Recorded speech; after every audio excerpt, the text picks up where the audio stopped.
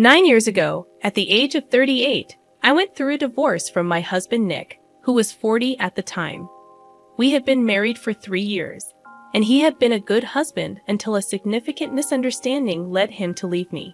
Within days, he served me with divorce papers without giving me an opportunity to explain the truth.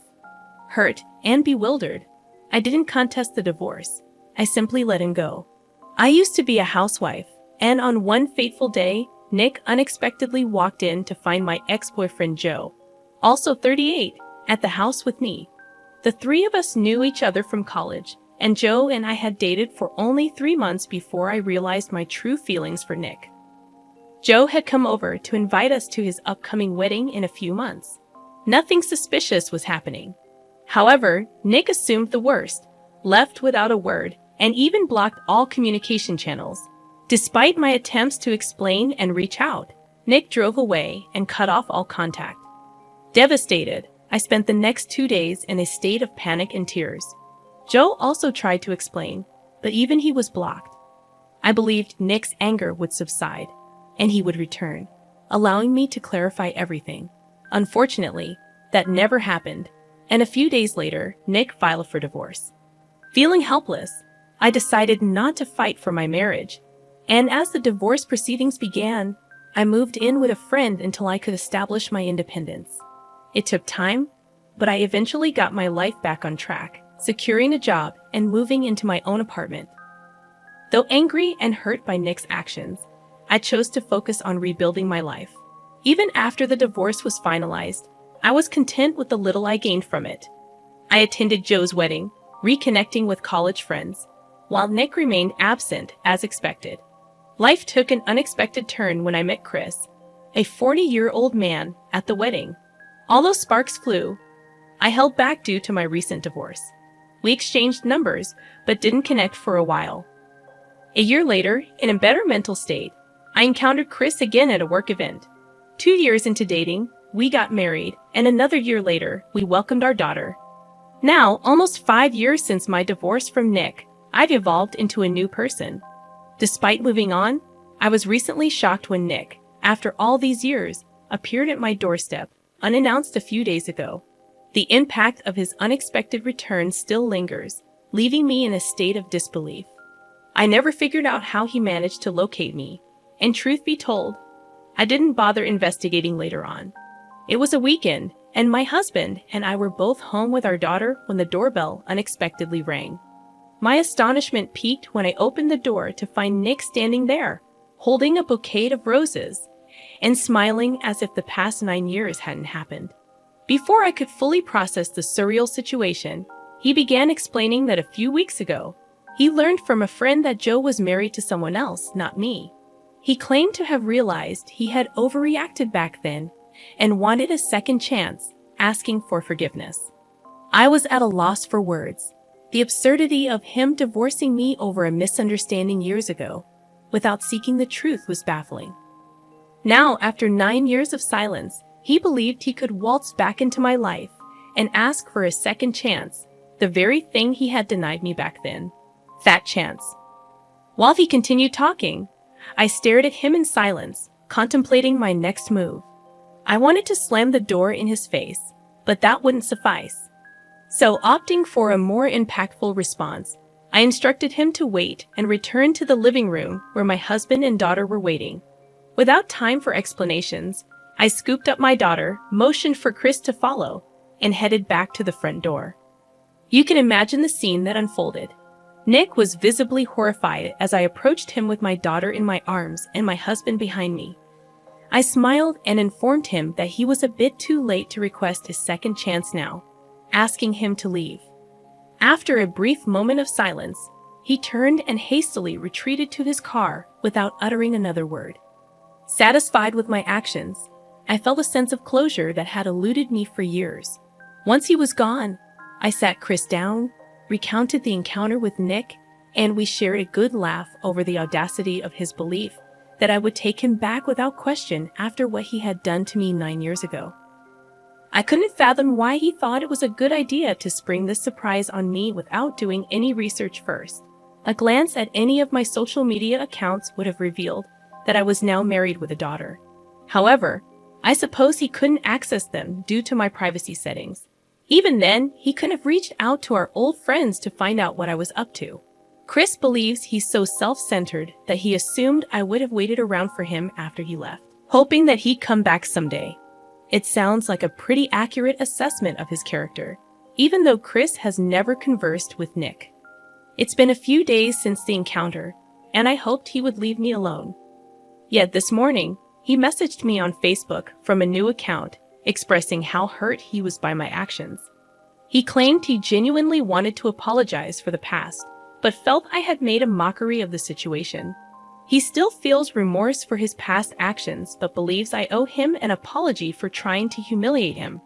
AITA for what I did to Nick. Update 1. I decided not to respond to Nick's message. He didn't deserve even an ounce of my sympathy or forgiveness, let alone an apology. My husband was right. Nick assumed I'd still be waiting for him and would readily accept him once he was ready to come back. He had always been self-centered, a trait I had overlooked before marrying him.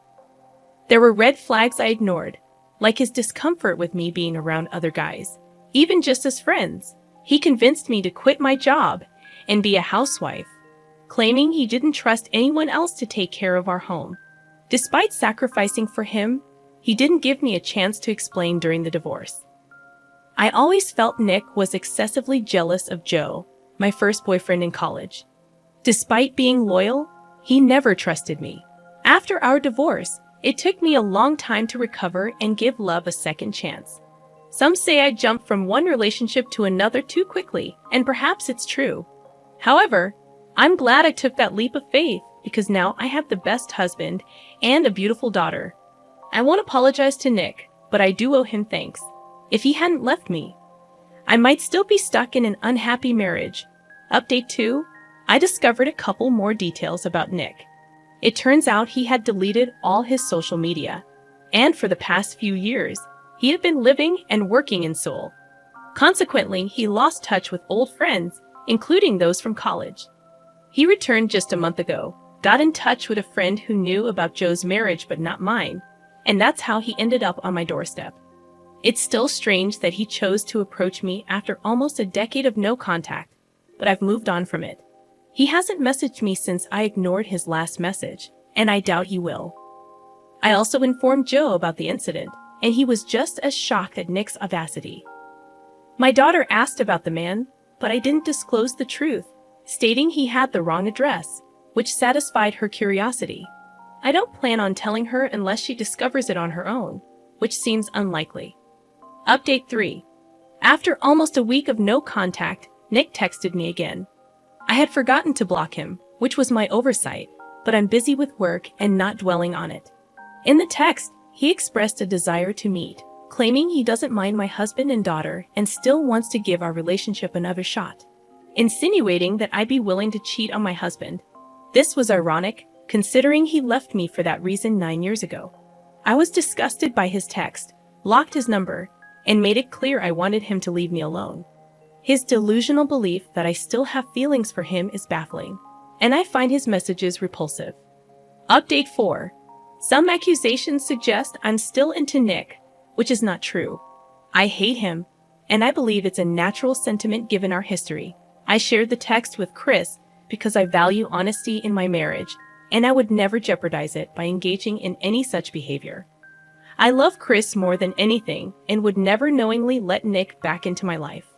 I acknowledge my habit of not checking who's at the door when my husband is home, and I'm working on changing that. Nevertheless, I would never intentionally welcome Nick back into my life.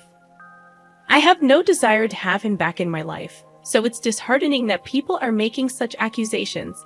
I hope this clarifies things. Update 5. Nick showed up again, but this time, I didn't open the door without checking first. Thankfully, my daughter was out with my husband. I was caught up with work, and when I realized it was Nick, I told him through the door that he needed to leave and wasn't welcome anymore. Despite my clear message, he refused to listen. He informed me he was in town for a couple more weeks before leaving for another country, stating that this would be convenient for us to get together. I was appalled by his suggestion to cheat on my husband and gave him 3 seconds to leave. When he didn't take it seriously, I called the police, and they had to intervene. My daughter wasn't present, but I immediately informed my husband, Chris, who returned within an hour to ensure my well-being. I felt a bit shaken by the incident, but I'm okay. I don't know how he found out where I live. The friend who informed him about Joe being married wasn't close enough to me to know my marital status or address. I feel uneasy and uncomfortable in my own home. I'm fortunate that he's here for only a few more weeks, and I'm relying on that to keep him away. However, I'm more concerned about my daughter's safety. While he doesn't seem dangerous yet, I wouldn't put it past him. Even during the police intervention, he begged for one chance, showing signs of delusion. My husband and I are considering increasing security measures and seeking advice from his uncle, who works in the police, to address this unsettling situation. Update 6. I discovered how Nick traced me. One of my college friends gave my address to Nick's old friend without asking me first. She apologized several times, but I'm still upset about the situation. I haven't heard from Nick since the police escorted him away, but we're contemplating moving just in case he lied about his stay duration. Chris, and I don't want to take any risks, especially with our daughter attending school nearby. The situation has left me feeling paranoid and anxious. We're still contemplating a move, and ironically, the only thing holding us back is our daughter's love for our home. She has been upset since learning that we might have to leave. Any tips on how to handle this are welcome.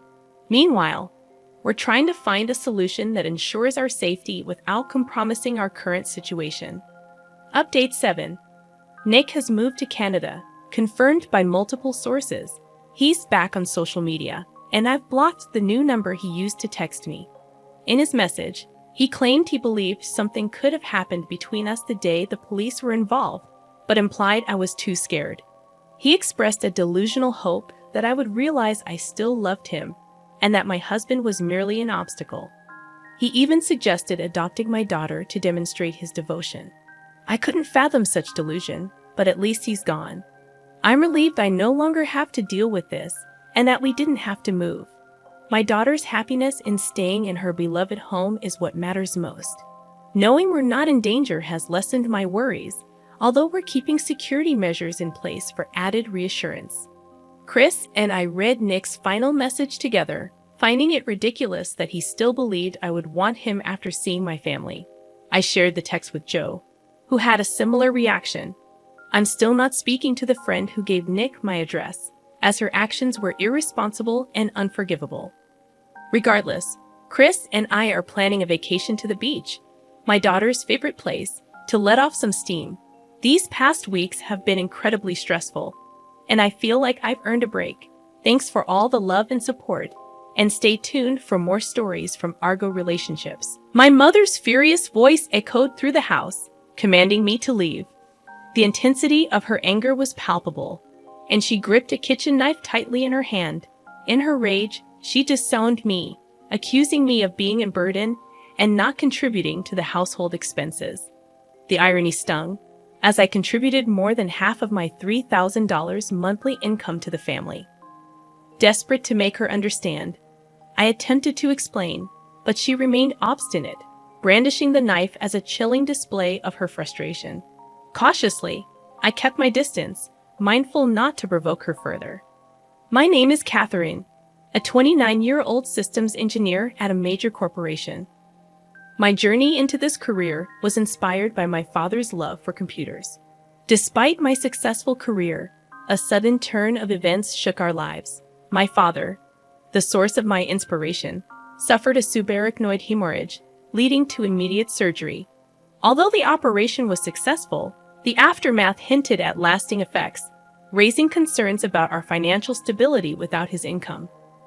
While I dedicatedly juggled my demanding job and caregiving responsibilities, my mother's priorities shifted. Instead of offering support, she focused on my father's ability to return to work during his recovery. Witnessing his struggles, I suggested I take on the role of caregiver, but my mother dismissed the idea, citing her busy schedule. Returning home to care for my father, I found myself shouldering not only caregiving duties, but also the entire burden of household chores. Despite her initial claims of self-sufficiency, My mother had neglected the chores, leaving me overwhelmed with the responsibilities. Juggling work, caregiving, and household tasks became a daunting challenge. Meanwhile, my father, though physically weaker, expressed gratitude and apologized for the trouble. Undeterred, I reassured him and cherished the moments spent together. Despite my efforts, my mother continued to criticize, finding fault in my cooking and questioning my commitment as a daughter. Determined to address her concerns about my father's nutrition, I adjusted my approach, preparing smaller dishes to accommodate his changed appetite. After increasing the variety of dishes, my mom remained silent. A few days later, she complained that there were too many dishes in the meals, citing my parents' age and their inability to consume such quantities. She questioned my ability to save money, noting that I had been living alone until now. In response, I explained that I added more side dishes not because she instructed me to do so, but to prevent Dad from getting tired of the food and to stimulate his appetite. Mom accused me of having an attitude, as if she had been constantly nagging and undoing my efforts. Reluctantly, she moved to the sofa and demanded coffee. As I cleaned up, she threw a cushion at me, insisting I hurry up and make coffee, claiming that I'm always at home, not working, and just after Dad's retirement money. Despite my attempts to clarify that I work from home, she failed to understand. In her perception, I apparently moved back home under the pretense of taking care of Dad, without contributing to living expenses. Despite my efforts in caring for Dad, earning money for our living expenses, and managing all the housework, she believed I was misusing Dad's retirement money. Frustrated and reaching my limit, feeling sorry for Dad but unable to continue living in the same house, I accompanied him to physical therapy a few days later. The doctor's encouragement was overshadowed by the sight of Mom hastily leaving home with large bags upon our return. The next day, I discovered that all my cherished bags and accessories were gone. Confronting Mom, I questioned if she had entered my room. Justifying her actions, she claimed it was her house, and she could enter any room. I inquired about a luxury brand bag she had, criticizing her spending on such items despite advising me not to waste money. Angry and upset, I learned that she had sold my bags and accessories without consulting me. The significant amount of money was used for her own hobbies. Shouting in frustration, I demanded the return and repayment. However, my mom, transformed into a figure of anger, yelled back, unable to believe her own daughter was talking back, resembling a confrontation with a demon. During my childhood, I obediently listened to my parents and worked hard for them. Now, as an adult, I find myself taking care of them. Despite my requests for my mom to contribute in caring for Dad, she claims to be doing her part while, in reality, she is the one receiving the most care. It's disheartening to witness my dad, who has resigned himself to the lack of care from my mom, still making efforts to communicate with her, only to have her vanish when he starts talking. Lost in contemplation, I confronted my mom, who remained silent. Suddenly, she turned away from me, stormed to the kitchen, and returned with a kitchen knife, a furious expression on her face. In a fit of rage, she demanded that I leave, accusing me of being a parasitic leech, waiting for my dad's retirement money. Frustrated by the realization that my efforts and words were falling on deaf ears, I decided it was time to find a new place and swiftly move out. Slowly distancing myself from my mother, I rushed into my room when she made no attempt to follow. Despite expecting not to feel sadness due to her usual emotional distance, tears welled up, fueled by intense anger. Swiftly, I began preparations to move out. I sought assistance from a colleague at work who had connections in real estate. With their help, I quickly found a new place. During my free time, I packed my belongings into boxes. When everything was ready, I'd opened up to my dad about my mother's behavior. He expressed regret and apologized, acknowledging that he had sensed something was amiss but struggled to address it. He revealed that my mom had treated him poorly too, and he was contemplating a divorce. Grateful for my support, he thanked me and agreed with my decision to move out. A few days later, when my mom was away at her hula dance classes and lunch with friends, we seized the opportunity to move. Movers arrived on a Wednesday morning when we were confident she wouldn't be home. As our belongings were loaded onto the truck, a sense of sadness crept in. In a rented car, my dad and I embarked on our journey to escape my mom's toxic environment. He questioned if it was the right choice, suggesting I could have taken the chance to be free from caregiving. Assuring him it was the right decision, I expressed how happy living with him made me feel. The move was completed by the afternoon, and over takeout lunch we reminisced. I apologized for the convenience store lunch boxes, and my dad shared that we used to eat them often before my return. Even the simplest conversations made the meal taste delicious. After a break, we began unpacking and settling into our new life. Just as we were getting accustomed to the change, the phone rang. It was my mom. I answered the call, and my mother immediately panicked, questioning why our belongings were gone. I calmly informed her that Dad and I had made the decision to move out together. Concerned about living expenses without Dad's pension and retirement fund, she doubted our ability to afford a high-rise condo. I reassured her, explaining that I had a stable job and contributed financially to the family. However, she accused me of spending Dad's retirement fund on designer bags, despite my clarification that I had been supporting the family. I reminded her that Dad had tried to communicate my job situation to her, but she had never listened. Money was her primary concern, and her financial management was careless. Growing impatient, Dad dropped a bombshell. We were getting a divorce. Mom panicked about her living expenses, but Dad assured her that she could live freely without interference. He mentioned sending divorce papers for her to sign later and hung up without further explanation. Dad apologized for making me feel bad, and I expressed my gratitude. The next day, we headed to the hospital for Dad's appointment. Unexpectedly, we found my mother waiting near the entrance. She approached, inquiring about the previous day's phone call and asserting that she wouldn't allow us to live in a nice place by ourselves. Suddenly, she grabbed my hand, insisting on living in the high-rise too. Despite my calm demeanor, she refused to accept our decision. I asked her to let me live my own life, but she persisted, leading me to threaten calling the police. Eventually releasing her grip, she hurriedly left as hospital staff and security approached. I apologized for the commotion, attributing it to my mother's actions. A subsequent argument took place, and as I observed my mother's back near the hospital entrance, she seemed weaker than usual. In the days that followed, she tried to find us around the hospital, but only confronted people she perceived as weaker. After being chased away by security guards and assertive patients, she stopped showing up. That hospital encounter marked the last time I saw my mother. Subsequently, my father consulted a lawyer and actively pursued the divorce process. Unhappy about the divorce, my mother made a fuss demanding money. The lawyer explained alimony, but when she realized she wouldn't receive any, she resorted to tears and begging. The lawyer directed her to financial assistance centers, and the divorce process continued. Eventually, the divorce was finalized, and my father decided to sell the house. Initially opposed to the idea, my mother changed her stance upon learning she would receive money from the property division. After selling the house, our lives became more peaceful. Juggling work, caregiving, and housekeeping, I found support in daytime caregivers, and Dad's condition gradually improved. One day, my mother called, requesting money. I declined, stating that I couldn't provide more and asking her to leave us alone. Despite changing my number to stop her calls, she persisted using different numbers. Later, I heard from mutual acquaintances that she was living in a small apartment, working part-time, and barely managing on her own.